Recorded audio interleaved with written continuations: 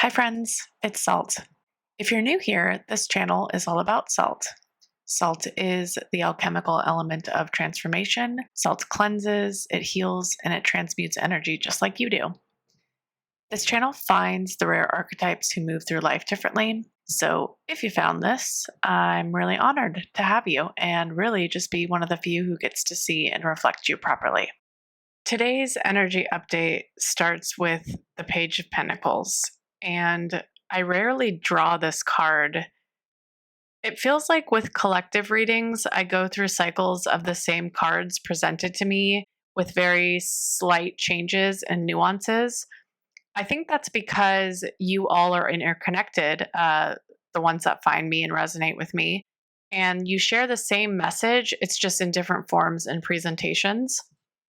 I also think that's maybe why some readers get repetitive. Perhaps the messages don't fully get embodied by the collective and take many repetitions of the same message in different forms to kind of like settle into action or change. I do think toxic hope given by readers kind of hinders the collective in that way. I have kind of a strong stance on that. I know I'm supposed to remain neutral and not share a lot of my opinions as a reader, as someone channeling for you all. But the one thing I'm really strong about is protecting you all. And that means not feeding your hope altars. I'll go into another video, I'm sure, about that. But it doesn't serve you long term and it doesn't help you move forward. And anyway, sorry for that whole ramble. But I do think that those feelings that I just had are relevant here, just that wave of consciousness that I picked up about readers and repetitious cycles. What I'm picking up on is this reading is about feedback looping, and in particular, that whole narrative of readers pulling the same uh, messages over and over again is important. With the Page of Pentacles, this feels like showing up earnestly and feeding something and hoping it will grow. But this energy, even with the best intentions, is feeding a system that isn't equipped to grow. And so you might be involved in a feedback loop cycle that is negatively affecting you in some way, whether you're aware or not, I'm not sure. I'm being presented a feedback loop that's clear and then what you're experiencing as a way to explain this to you. So, a feedback loop that's like clear and gives you positive reassurance to continue with effective producing is like you do a task, you feel good about it, and you move on. It's very simple, straightforward to explain that. It gives you that reward to continue another task or to continue to do that task over and over with time. But with your feedback loop, I'm sensing there's a little issue at the end of it. You have all the right skills, the motivation for the task. You are very equipped yourself, but the environment that is holding you and this loop is not equipped. So this could show up in different ways. For example, it could be an environment in work.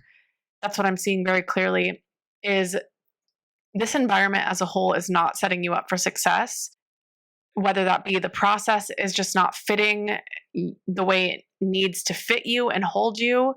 It could be people around surrounding you, not giving you the feedback that you need.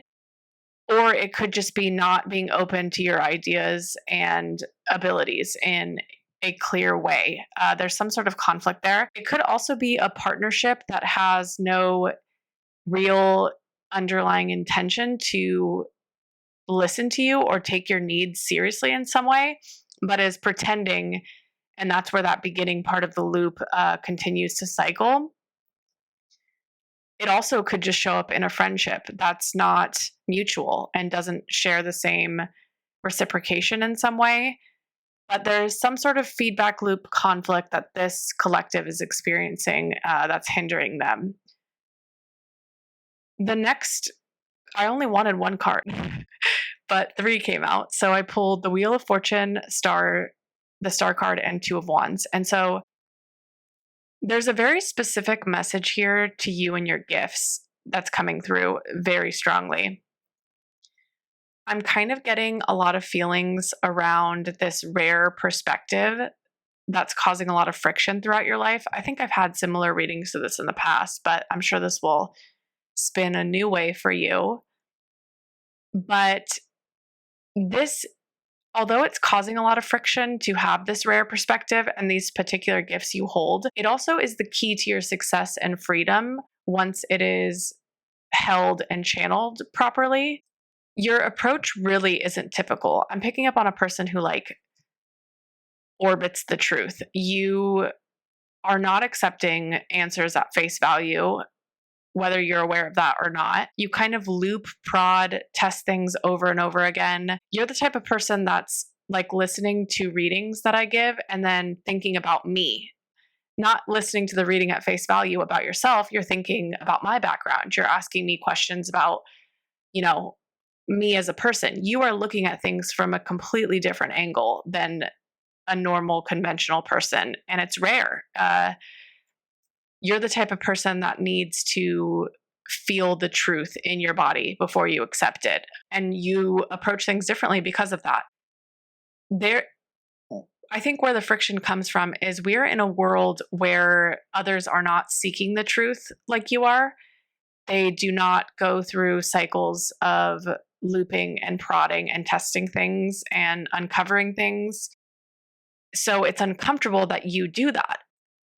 And I think through that process of discomfort, they project that, you're weird or there's something wrong with you. And so you've learned to keep this skill contained over your life. You've learned to kind of swallow your gifts. Now, where this comes into play, I think, with this reading and your feedback loops that we were talking about, like a very specific feedback loop that can't be complete towards the end, I'm kind of being presented that end portion that is very important. So, where you feel the reward from the task or the creative goal or for whatever you're trying to do or walk forward towards, that end part is the most important to keep momentum, to keep you going. And it's blocked from what I'm seeing because of this inability to access that true rare gift you hold. Those two are being shown together, like they relate. So this could be because from a young age you've learned that others weren't like this. Others weren't prodding for the truth. They weren't asking these outside of the box questions. So you're trying to fit yourself and conform into these boxes just to get things done or to be able to move forward in this life where it doesn't cause friction. You want to have an effortless life. You want to have peace. I see it very clearly that you have to, is what you feel like. You have to perform. We live in a capitalist society. You're taking those steps forward and you're shrinking yourself in the process. So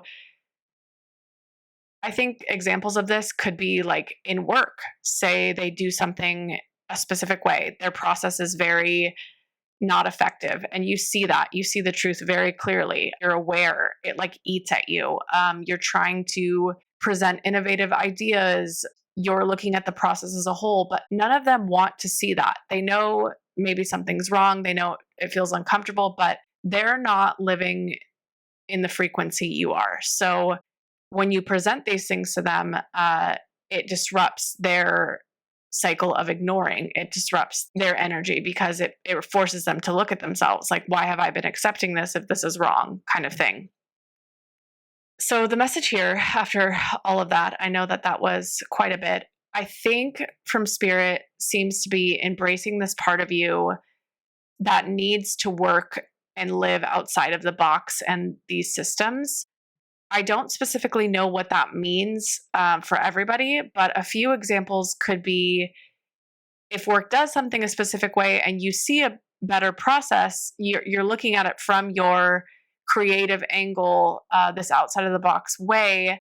Embracing or standing by that truth is important, even if it creates friction, even if you experience friction as a result. It's important because it affirms that frequency that you need to hold and you need to sustain.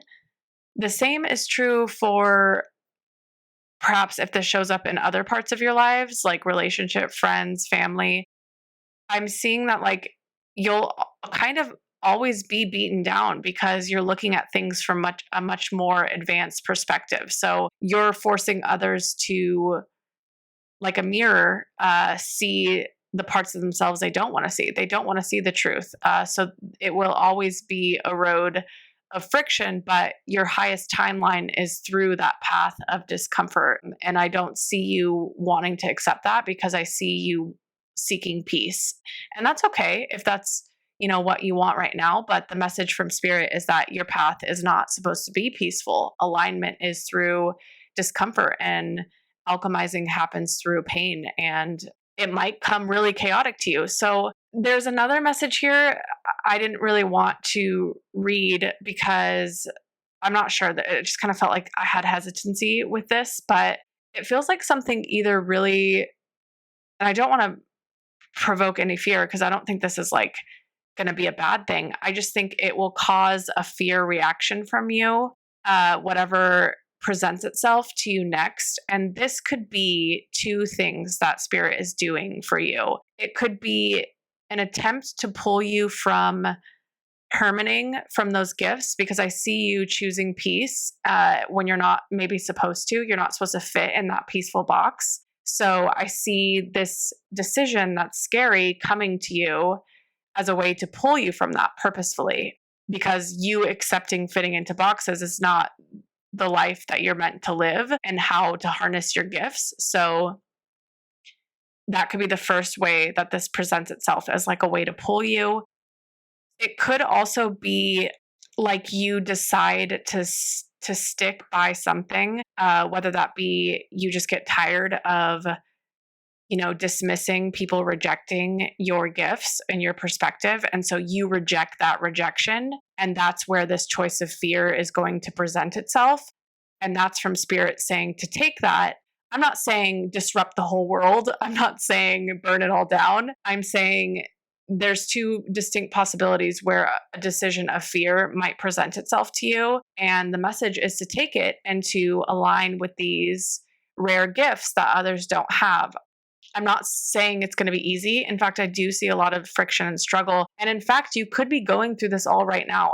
I could be reading to you at a place where you've already decided to take that fear, and you're just kind of like in that place of accepting that you took that leap. But the beautiful part of living in your truth is you get to build something and be free of the boxes that confine others. So many don't have these gifts of seeing outside the box. They don't have the bravery like you. And often we see only the results of people who are this way. We don't see them at their beginning stages. So for example, Bill Gates worked in a basement for many years and rejected all parts of society. And we know about that. We know that people who are gifted reject the way that others conform. And we know we only value them once their gifts give results. But you're in a place where you might not see results for a long time, but the message here is to act like they've already given you those gifts and those blessings, because they will. It's just a matter of time. This last part is, I think some of you already intuitively know to do this, but keep leaving comments. The comments themselves do not have to be anything specific or personal to you. Think of these as energetic nudges for me to align with your energy. It helps me channel for you more efficiently, and I want to be able to do that. I read each and every one always, and I am so thankful for all of you. So, cheers, friends.